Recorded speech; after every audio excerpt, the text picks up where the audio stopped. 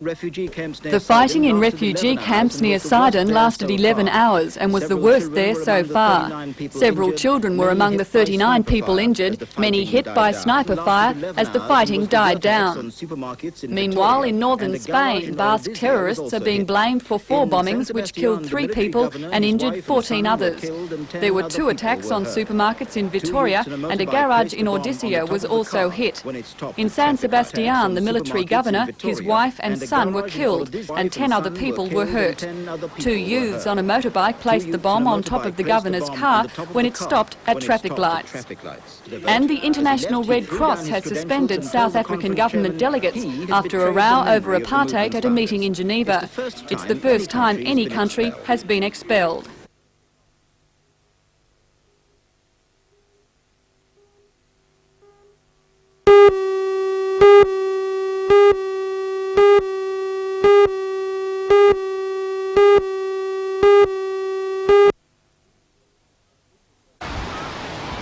Junior surf lifesavers from Fingal Beach to Swansea Caves paddled, ran, swam and dived their way through the 61 event program, first branch carnival this season. Events contested included the march past, swimming, board races, beach flags and relays. In what's come to be the glamour event in the senior ranks, future champions battled it out in the iron person competitions. Ty Dowker from Fingal put in an impressive display to win the 12-year-old iron person, while in a close finish to the 13 years final of the beach sprint, Merriweather's Andrew Lydia showed his close to take the event.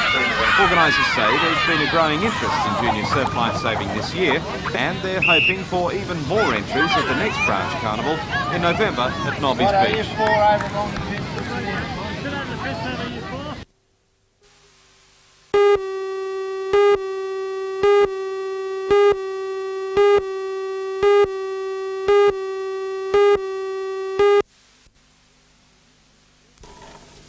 On the 18th of August, 9-year-old Samantha was last seen at her Bondi home by a neighbour.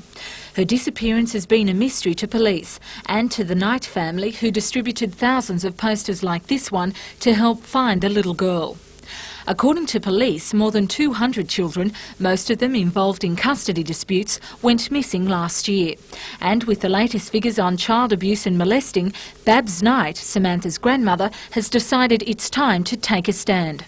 We're asking for laws to be changed to made harsher so that there are not parole periods, so that there are no good behaviour bonds for people that commit violent crime towards children. Are you saying that the current punishment doesn't fit the crime? No, of course not.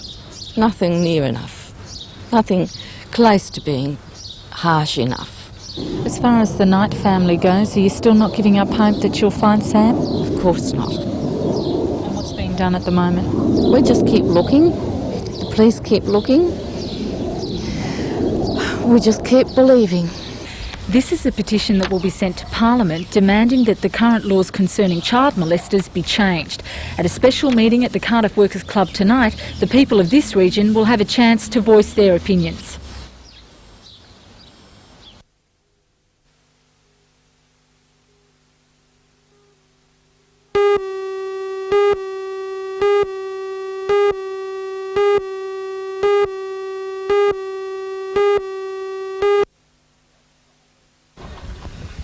Most of the Hunter region is still drought declared this month, and farmers have been hoping for good steady falls of rain to ease the dry conditions heading into summer.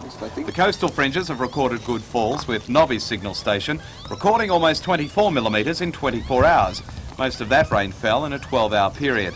Williamtown recorded 18 millimetres of rain, while there were heavy showers at East Maitland. At Singleton, a hailstorm at the army camp and in the town left a cover of hailstones almost 50 millimetres deep.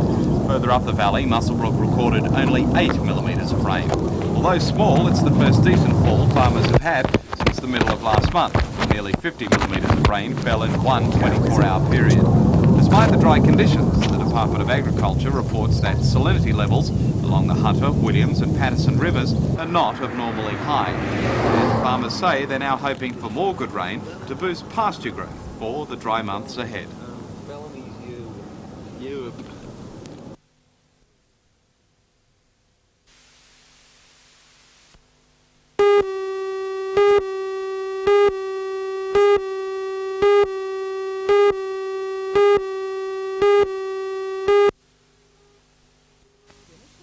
What do Newcastle, Marrickville and Warringah all have in common? Well, they were all duly elected councils sacked by the state government. The Minister for Local Government, Janice Crasio, is placing new legislation before Parliament next month to give councils a chance to defend themselves before she makes the decision to dismiss them or not. The idea is that after an inspector's report to the Minister of Impropriety in a council, the council involved then has 40 days to get its house in order before a final decision on its future is made. The Local Government Association says the legislation doesn't go far enough. It wants a public inquiry into each case, a belief that 20-year veteran of council matters Alderman Vic Bell also holds. In my book, there is a need for the public to know the reasons why the extreme measure of dismissing council have taken place. The only way to achieve this is by a public inquiry to allow the community to have an input, and following that to decide whether or not the community are satisfied that the dismissal of the council is justified. Mrs Crasio says this is out of the question because of the cost involved. She says a recent public inquiry into a council in Victoria cost the taxpayers $1 million. A motion was also put to the annual conference that the Local Government Association should no longer recognise the Women's Local Government Association. The motion was put by Scone Shire Council, which says that the LGA serves both men and women, and that a separate organisation for women was both discriminatory and a waste of money.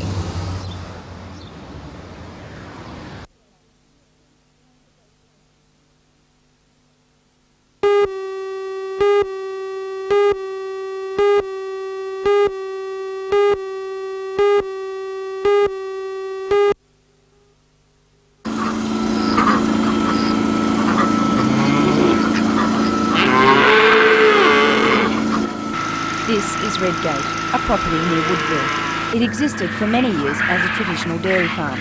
The situation today is very different. Under the direction of Charlie Scott, it now also specialises in the game bird industry. Charlie said he originally dabbled in the industry as a hobby. His sister collected some quail eggs at the Hawkesbury Agricultural College. He started on a small scale and grew a few quails for the restaurant trade in the Hunter. His business turned into a serious enterprise when he was forced to conform to Department of Agricultural licensing requirements and had to spend about $40,000 on processing sheds. To spend that amount of money, he had to be sure that his business was going to be a success. I was looking for a diversification from the dairy farm. Although we had beef, we lose about 300 or 400 acres every time we get a decent shower of rain, i.e. Local flooding really badly affects the property. And it was a matter of finding an alternative enterprise. Today his business is booming. Restaurants in the Hunter have learnt to depend on his regular supply and constantly have quail on their menus. Quails are just one side of his restaurant supply business. Under the banner of his company Prestige Poultry, he supplies other game such as spatchcock and geese, and also supplies a variety of other products including venison, buffalo and frog's legs, which are not produced on the farm. You almost feel sorry for the chicks, which, after being reared in an incubator, have a happy chickhood under an infrared light. Although Andrew Peacock might be jealous of their early sun lamp beginnings, I'm sure he would not envy their ultimate fate. These quail are almost fully grown. In a week's time, they'll be processed for the restaurant trade.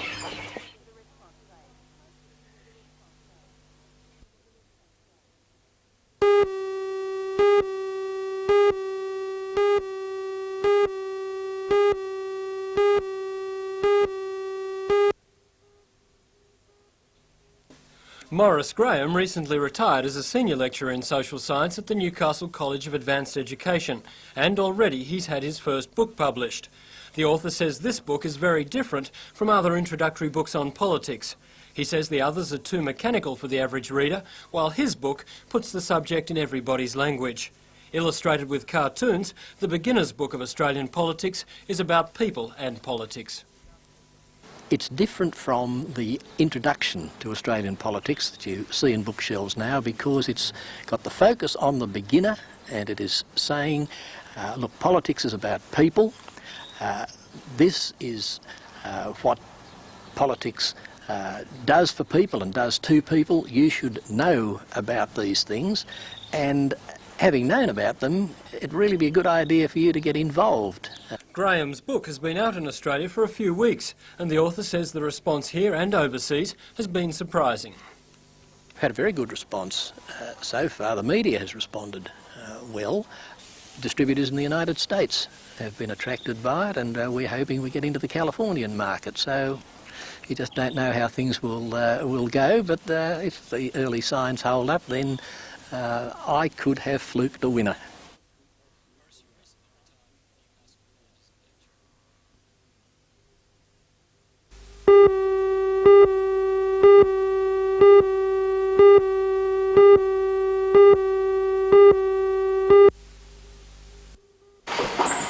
Every month, 20,000 pairs of these cute slippers step into the shoe market, the highest sales within the winter season. But to ensure that demand for the product is kept up all year round, the company is seeking the competitive overseas market. Next week, the first shipment will sail across the Tasman to New Zealand. If enough toes are kept warm there, then the house with no steps will take the product to Japan and America.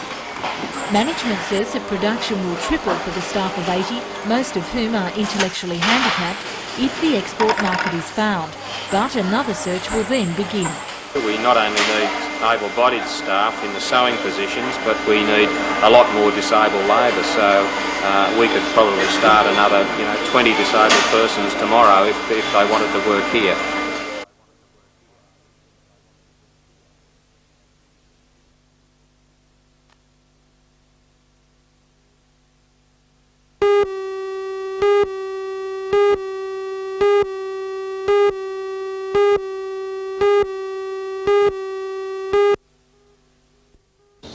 The member for Charlton, Bob Brown, is the chairman of the Caucus Economic Committee. He says yesterday's changes should go a long way to appeasing the most serious complaints levelled against the tax. I think but so that at this more stage, fine-tuning yes, will but, probably as I be say, necessary. With a significant new initiative of this kind, we need to remain vigilant and alert to the types of concerns that might be expressed by individuals and community groups about some of the other existing anomalies that may still well be within the system, even when we take these identifiable ones out. So I couldn't be sure that this will be the end of it. I would be surprised if it were the end of it. What about the initial reaction from the business sector? It hasn't been all that favourable. Well, in some sections of the business community, so they've been mainly concerned that the tax is being imposed on the employer rather than on the employee, whom they identify as being the recipient of the benefit. But in some sections of the business community, of course, the response has been extremely favourable. In the mining industry, for example, in connection with remote area housing arrangements, and remote area travel, holiday travel as well, those changes have been very significant and they're being well applauded in that industry at least. Do you think the complexity of the tax is always going to be its fail?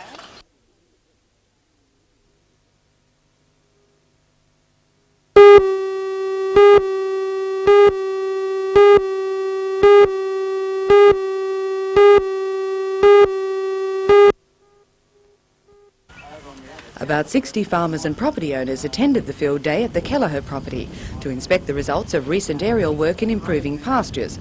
Australia has become known as one of the pioneers in aerial agriculture, although not much is known about the technique in our area.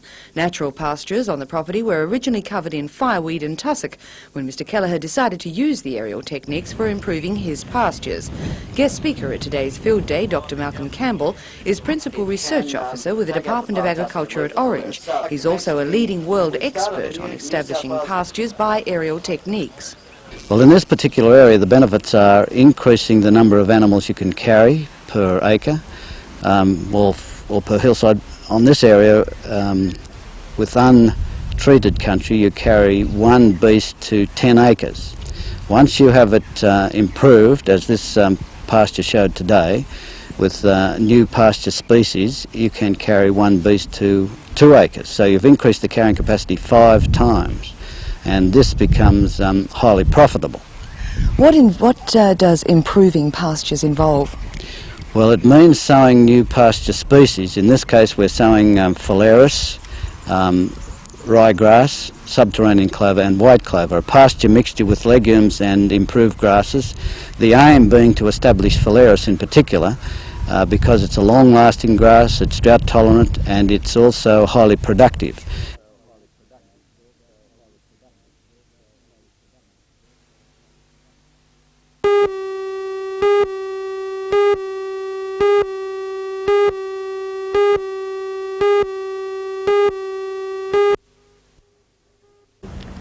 Max, you're the star turner tomorrow night at the 10th anniversary meeting, and you're going to actually jump this car and caravan over that car and caravan. That's right. I mean, one of the reasons being is that it's a bit of a challenge, plus the Speedway is going to have a caravan race in about 2 or 3 weeks' time, and I would like to actually be involved in that, because I've seen some of the film of the races in Queensland, and it's quite spectacular to see 20-odd cars going around a racetrack with caravans towed behind. So I thought, well, this is an opportunity to actually test the motor car, jumping another motor car and caravan. I think I may make it. I was going to say, what are your prospects good to get over that? Well, let's put it, it's going to be at least a 50-50 chance. In fact, you're going to do a little bit of a roll for us now with a motor car that Peter's got here, and will be interesting to see. Well, when Channel 3 comes down here, I thought, well, you know, they roll up, I'll roll over. That's good.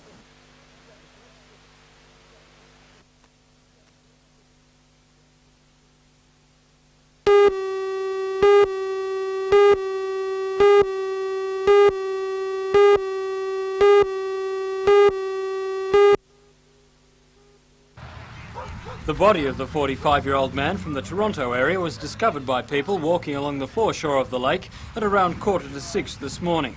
Police believe the man met his death in the early hours of this morning. It appears he was murdered on the spot and he had severe head injuries. A post-mortem will be carried out this afternoon.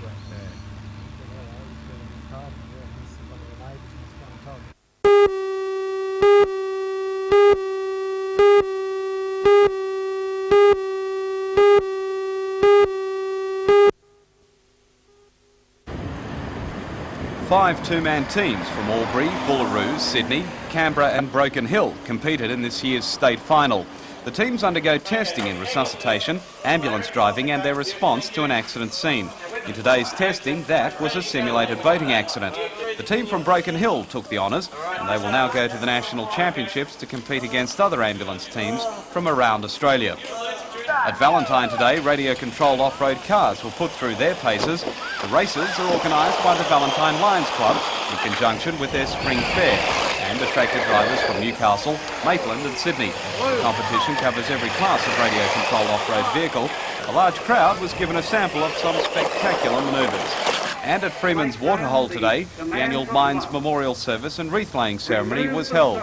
Representatives from the region's 51 coal mines joined politicians, industry officials and families of those coal miners who have lost their lives in mining accidents. The main speaker today was Chairman of the Joint Coal Board, Jack Wilcox. The service has been held each year by the Miners Federation and was inaugurated in 1966 after the Waihi colliery disaster.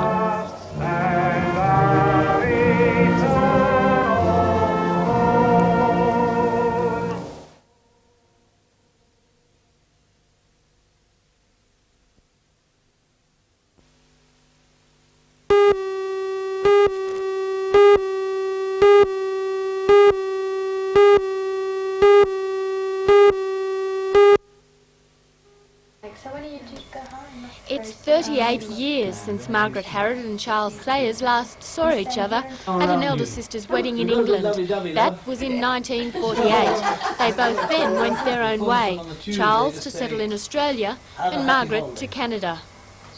When I saw her standing there, I knew it was my sister, because she's very much styled after my mum, to me. You know, that sort of old look. Yeah. You know, not the old look, but you know what I mean, love.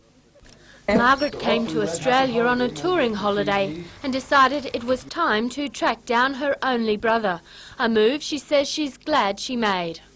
Oh, wonderful, really, yes, it's been sort of a lifetime wanting to see him again, because he was our everything when we were children, he really was.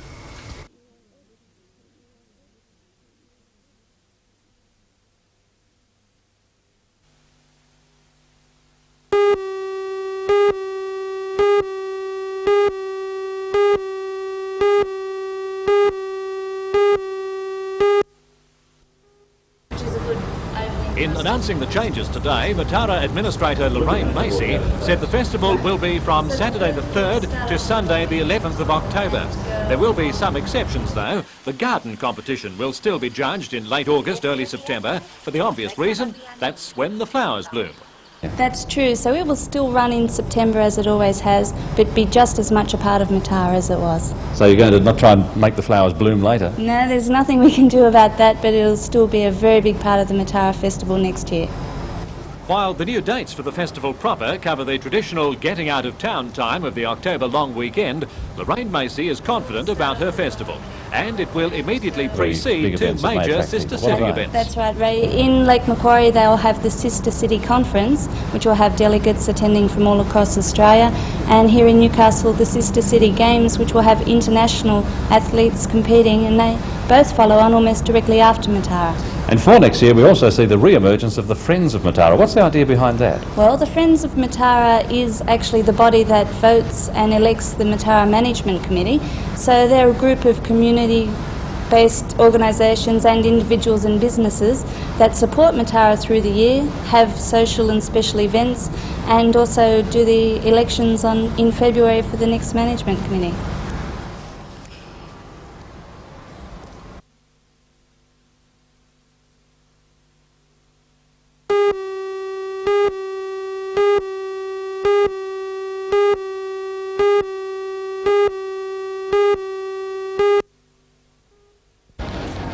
Local TABs did a brisk trade all day today.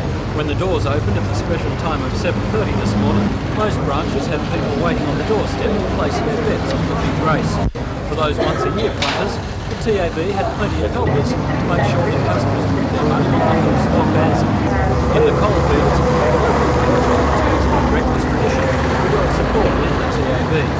By this afternoon, the constant flow of punters had turned into a flood as people rushed in to have that last-minute flutter. But if the TAB didn't appeal and there wasn't a sweepstake big enough for you, then maybe the Raymond Terrace Lions Club Calcutta at the Sir Francis Drake Motel was more your style. 200 guests paid $30 a head for the lunch and a ticket in the draw. When bidding began for the horses, it was time for the big bucks. The cheapest horse to go was Enchanteur for a mere $125. The most expensive, the favourite, Mr. Lamondi, for $950. The pool for the Calcutta came to over $10,000. When At Talak got home, Bob Scott's investment of $550 earned him over 10 times that amount. There, like many other places around Australia, winners and losers will be celebrating Australia's greatest horse race late into the night.